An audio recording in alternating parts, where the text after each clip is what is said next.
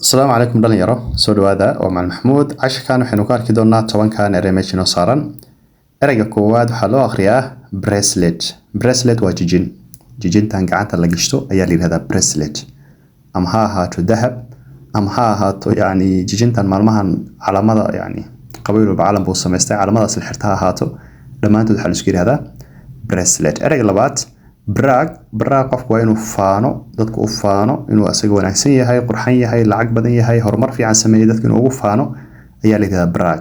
Yes, he likes to brag, wuxuu jecel yahay inuu dadku u faano. ereyga saddexaad brew waa sameyn, qaasatan markii aad sameynaysid shaah, markii aad sameynaysid qaxwo, coffee ama qamrigaba. Yes, dhamaantood waxaa la isku yiraahdaa brew. For example, she brewed coffee, waxay inoo sameysay coffee, ama I will brew some tea, shaah baa inoo sameyn. Yes, ereyga afraad cape ereygan af Soomaaligiisa ma hayo ay idin sharaxo. Haddii aad fiirsatay Superman, okay, filmada Superman ama for example Batman ama Mr. America miya Captain America mar yar bay xirtaan, okay, qoorta ka laaban tahay waa sida go yar oo gadaashood kala laab markuu boodo ay tusinaysaa markaas la yiraahdaa cape. Yes, marka waxaan jeclaan lahaa inaad Google ku qortid deedna si aad sawirkeedu u heshid maradaas uu Superman xirta ayaa la yiraahdaa cape. ereyga shanaad celebrity waa qof caan ah. Yes, he's a public figure, somebody who is famous, qof caan ah. Yes, okay, ereyga lixaad choir waxaa la yiraahdaa kooxda soo bandhigta cayaaraha. Yes, way dadkii u soo bandhigaan heeso, way isla heesayaan, heesay soo bandhigaan, kuwaas la yiraahdaa choir. Yes, I joined the choir when I was in primary school.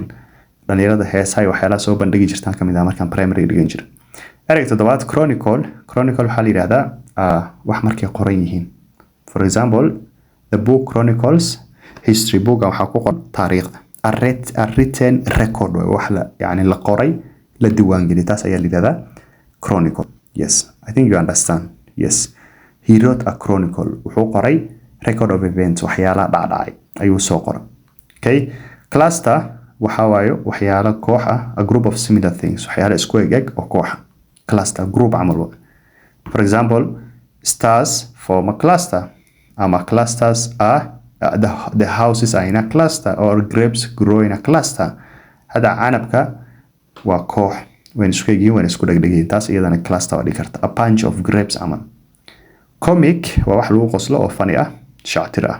Yes, the movie is a comic, filmkan waa film shactir ah. Comedy waa dhigi karta. Okay, tobanaad u dambeeyo compassion waa naxariis. Kindness ayay isku macno yihiin, sympathy ayay isku macno yihiin, mercy ayay isku macno yihiin.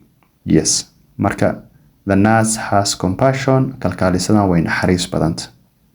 Marka naxariis ereyada loo isticmaalayo oo soo sheegay, qofka markuu cadow yahay bilaa naxariis yahay waxaa la yiraahdaa cruel ama cruelty waa cadowtinimo bilaa naxariis. cashka intaas ayuu ka yahay. Keep learning and have a good day. Bye bye.